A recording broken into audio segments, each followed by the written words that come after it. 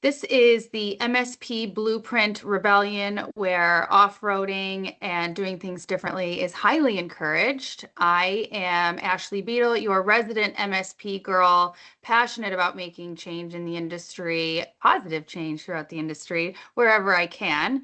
I am also obsessed with all things AI, as you may know, which is why I'm very excited to have Emil Isanov here. He is the founder and CEO of AI Autopilot. Thank you for being my next victim. Thank you, Ashley. It's a pleasure to be here. I would love it if you could just take a few minutes to introduce yourself to us and how you really came up with the idea around AI Autopilot and what you were looking to solve in building the product.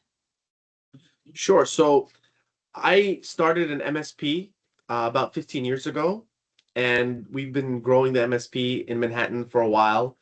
And during the AlphaGo moment in 2016, I started paying attention to AI seriously because I played chess and they trained an AI model to defeat basically the best chess players in the world. And it took a few days once the model knew exactly what to do. So once I saw that, I was like, wow, this is it's a very complicated thing to teach a model to learn how to play chess and then defeat the best players in the world within a few days. So I'm like, once they take that model and they train it to do other things in other fields, I understood that it would be a game changer. And then when ChatGPT came out, I understood something very powerful is that uh, language itself unlocks intelligence to some degree because that's the code that humans use to speak.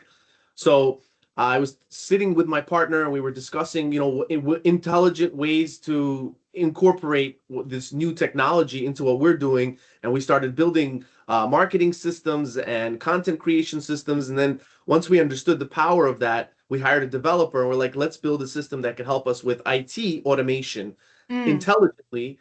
And that's when AI Autopilot was born. We started to automate basic things like ticket triage. Then we went through summarization, like summarizing notes, things like that. And we just basically understood that, slowly but surely you could automate a lot of work and you have that intelligence layer now. We actually kind of built our own AI agent in-house without the tools and the frameworks where it was calling a tool, which is connected to the PSA. It was summarizing, it was categorizing and things like that. And that's when we knew we were onto something when we started to see this whole revolution with agentic AI. Yeah, And that's how AI Autopilot was born. that's amazing. And how old are you guys now? At about 3 years old. Excellent. And I guess, who would be the largest client base for you? Is it regional? Is it industry specific within MSPs? To kind of talk to me about that client base a little bit.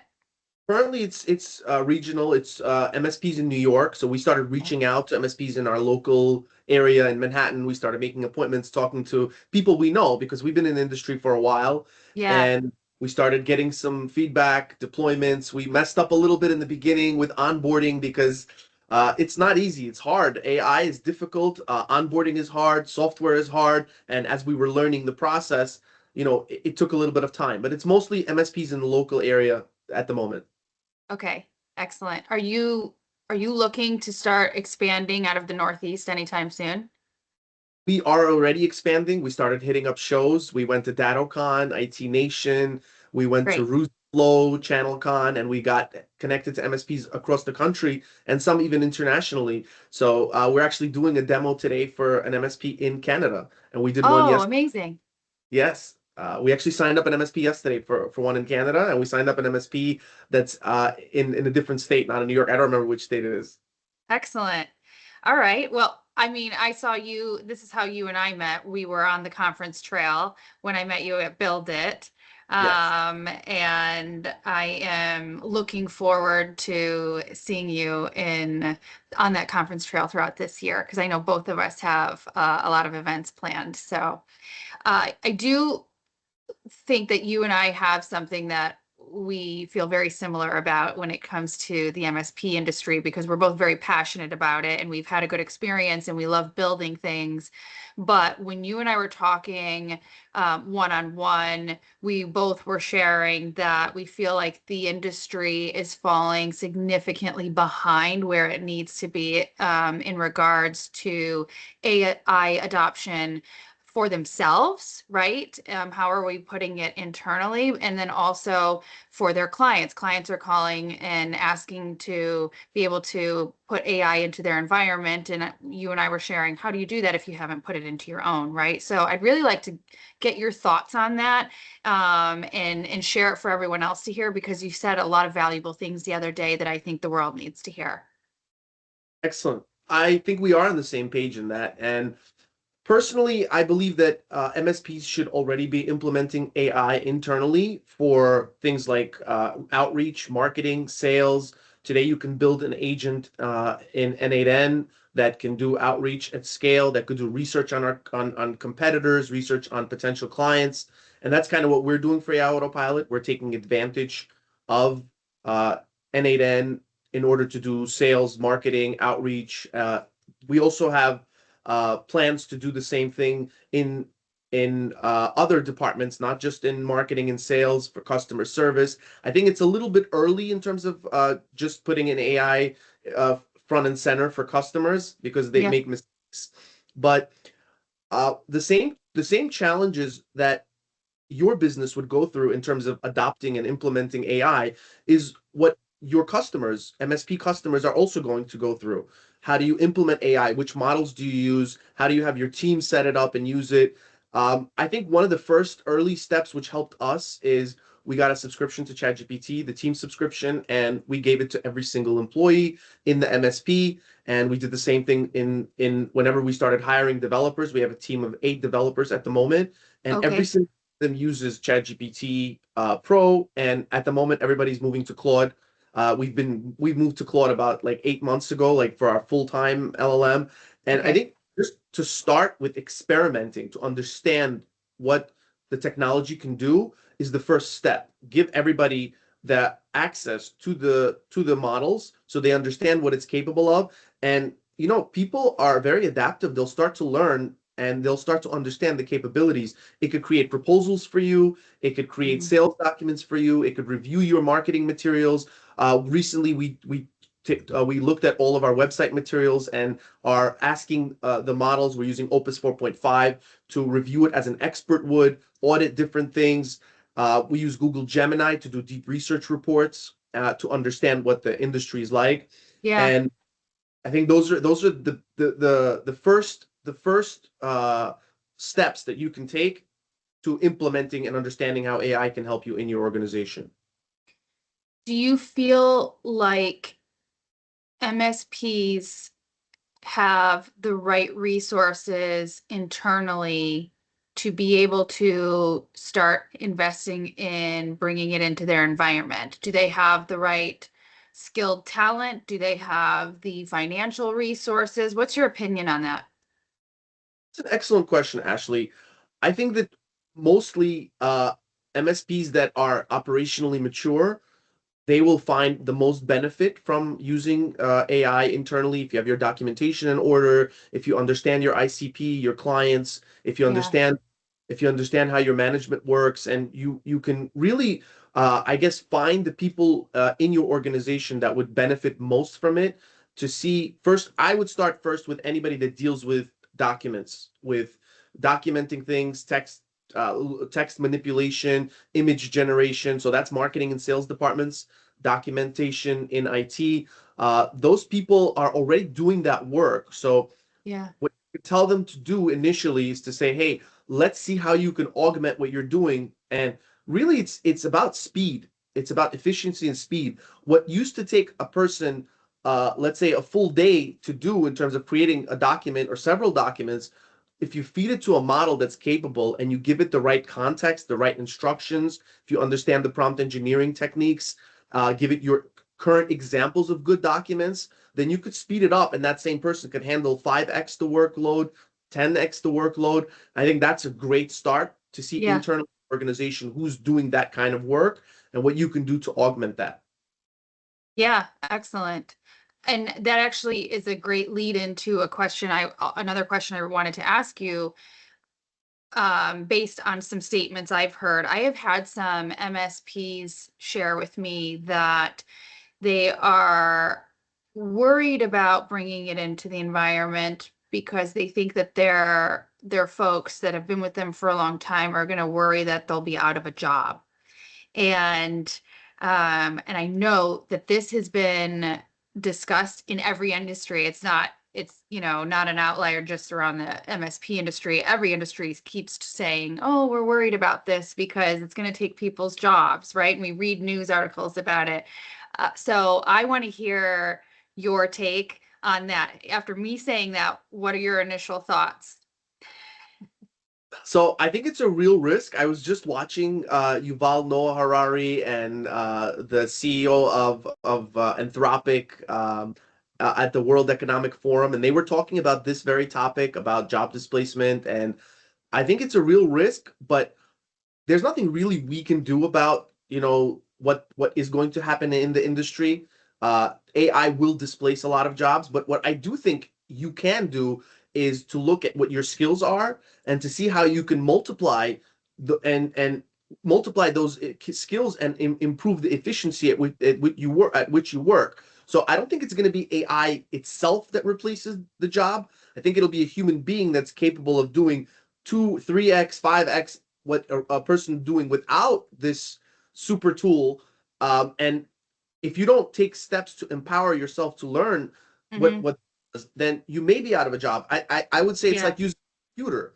Somebody who's sitting taking notes today doesn't know how to computer. Yeah, he's not going to be hired because that's an essential tool that you need in today's world to compete in the market. So AI is going to be an essential tool that you need to compete. So I think you shouldn't be afraid, but you should be looking for ways to adopt the technology, to implement it, both on an organizational level and at an individual level. Because let's be honest, if I could do 5 times the work that I'm doing today, I don't think I would be fired. I would think we would scale up, get more clients, produce more work. I mean, there will be some collateral damage, but again, I think it depends on the person, their approach, their mindset, and if they're upskilling themselves. Yeah. Yeah, I think it's a great opportunity for folks to do just that and start to really expand their skill set. So often we find ourselves in life kind of stuck in one spot, right? Especially if we become very good at a job, people don't want to necessarily promote us or move us to a different team or continue our education because they're so happy with just that one role and your performance there. I think this is an opportunity for people to really start to stretch themselves and continue to have their own personal development and growth from a skill set standpoint. And if we as individuals can adopt that mind frame around AI, then we're going to see a more positive, I guess, just outlook on it overall. That's my opinion, of course. Um, but I I want to know your thoughts on an MSP, just any MSP, who decides, no, AI isn't for us. What do you see for their future? Um, I think at the moment, it's going to be a little bit complicated to compete with other MSPs that have these efficiencies. Really, it comes down to the bottom line. Uh, if you're able to increase your margins and increase your revenues using AI, then over time, you're either going to be bought out if you're not doing that with all these roll-ups and the interest in PE firms. There's a lot of activity in the M&A space. Holy moly, yes, there is.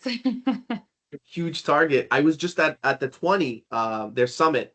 I was talking to Tim Conkle and Rob Ray was there from Pax8, and they were talking about these things. If you're not focused on implementing AI, if you're not focused on staying with the industry, then it's going to be hard to stay, above water. And I would say it's like comparing what MSPs were like in the 80s or IT shops to the 90s to the 2000s. Before it was just break fix and you had to physically go out and repair and change the hardware, and that was Yeah. IT.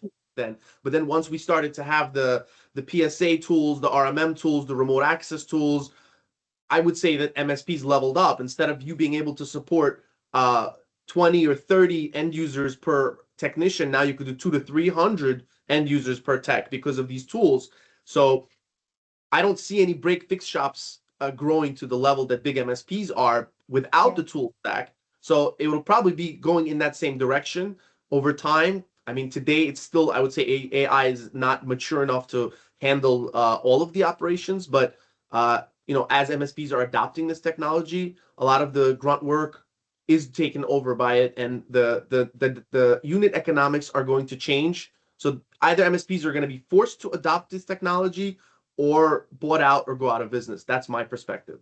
Yeah, I agree. I've been saying that in a few different formats as well. I would hate to see someone who has invested so much of their time, their life, blood, sweat, and tears into building a business, and this is their legacy, and they end up digging their heels in on it versus embracing it, and they end up losing everything that they've built, or losing clients who are going to more forward-thinking firms. And there is a real risk there, right? And it just it would break my heart to see somebody lose their business because of the fear around the adoption of AI. But then here's my another question that I have. I've had friends in the industry say, no, it's not necessary. And I've had friends who agree with me on this, but I want to get your opinion on MSPs that aren't utilizing AI within their own environment, but are delivering AI for client environments. Do you think that that's the right move? So I think it is a good move, but I'm going to ask you a simple question. If you don't use a computer in your own business, I mean, how can you advocate using a computer for your clients? Exactly. I think it's a little bit risky. First of Yeah. all, on on on two ends. One is risky by you're trying to sell something you don't use, and then the second end is you're trying to sell something you don't understand very well because you haven't implemented it. So I think you got to stand behind your words. If you believe that AI is something that your customers should be using, that means you should be using it internally also. I would Yeah. just say MSP should take a crawl, walk, run approach. First is start using it internally, understand its value, where in what parts of your business is it valuable, where does it drive efficiency, Yeah. where you could make more money, improve margins, and then you could make those same points and when you're selling it, or you're not necessarily going to be selling AI itself, so to speak. Those are things that you could build around to sell. So you can either repackage it, you could provide security around it, consulting. There are different options for what you can do. But in order to do that, I think you need to understand the product very well first. And I think that's an important part of selling anything, understanding it first, using it, and then selling it.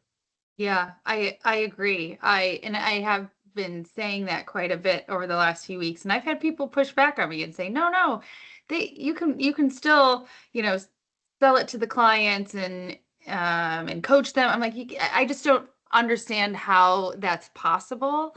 Um, but I mean, I'm sure if you had a strategic partner helping from a client perspective that is focused, in AI implementation and bringing it into the environment, that okay, that makes sense.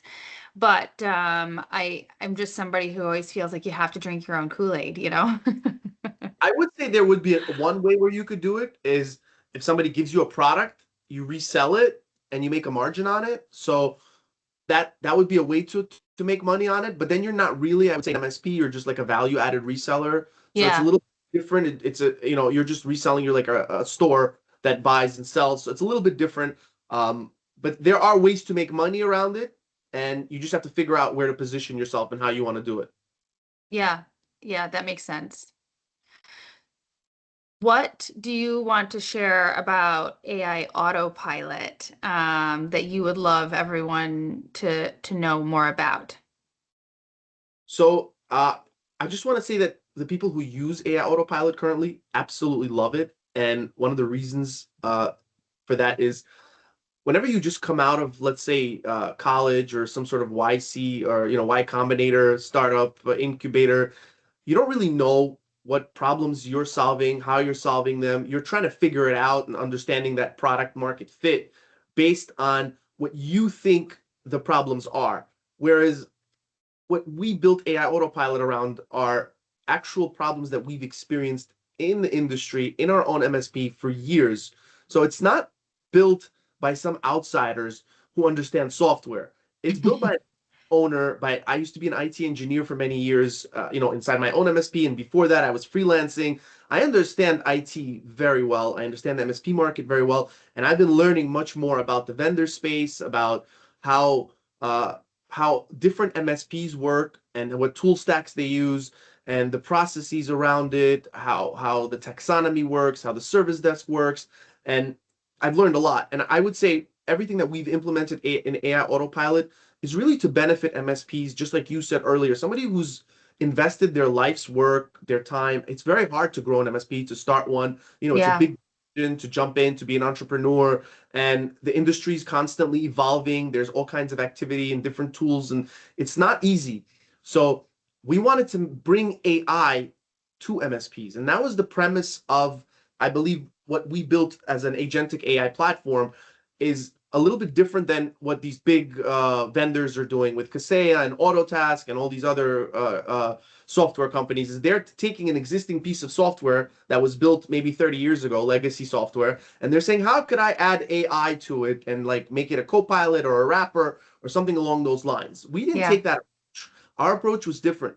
We said, look, let's look at what the technology has to offer. Agentic AI, at first it was just, large language models, but it evolved into agents. And then we said, how can we bring this to the world of MSPs and how can we help them automate and grow? So my message to MSPs is don't just look at a tool on the basis of what software it gives you or what problems it solves, but look at why it's built, for whom it's built, and I think most importantly, our platform is not really software, so to speak, that does work around software, traditional software workflows. It's really to Okay. enhance what a human being does, and it takes the place of a person in terms of the intelligence that uses software. So Okay. our agents that we have that people like are a ticket triage agent that automatically triages, categorizes, prioritizes, an intelligent dispatch agent. We have a resolution agent which helps the technicians resolve issues, and we bring the data to enrich the model. So it's not just ChatGPT or Claude giving you suggestions. We say, hey, what does your current environment look like? What does your ticket history look like? What does your documentation look like for each of those things? And then it gives the solutions to the technicians. So we use that mindset in order to help MSPs automate, grow, and implement AI intelligently. That's great. Well, I was very excited to meet you and Mark at Build It. You had your snazzy pilot hats on, which got my attention. And I said, I have to know who these folks are. And I'm so happy that I did. And I really appreciate the work that you're doing and just your insights on the industry and the fact to your point earlier, and just for everyone else to know that you are one of us. You came from the industry. You've seen the problems. You understand the client base and what we're trying to solve for those clients. And that's where this was birthed from. And so I just really appreciate your approach and what you're doing. So thank you for all of your hard work and for supporting us in evolving. Thank We you. want to evolve. Yes. Yes, I appreciate the fact that you approached us, and I really like your approach. And I think one of the most important things is to have conversations like these Yeah. within the industry because everybody knows each other. It's a tight-knit community. I met a lot of people who really helped us out in the beginning in terms of how to become vendors in different shows, which shows to go to, how to approach MSPs. And, I love the community. I love the shows. I love the energy. And just the fact that you approached us and you introduced, your podcast and your approach. I think that the industry is going to continue to evolve. Yeah. And I want to play a small part in that. And I'm sure you do as well. Yeah. I also I also think it's important to join forces between the different parts of the MSP world to uh, build something bigger for Hmm. for everyone around us, because MSPs, they really support all the other businesses, and that's something really important. Whether it's doctors' offices or accounting offices, and all these different financial and healthcare and all these different industries that we focus on. Yeah. This is what runs the country, what runs the world, and Hmm. it's an important field what we do in terms of security, in terms of support, and enabling and empowering other people to do their jobs. Absolutely. Bravo. Yes.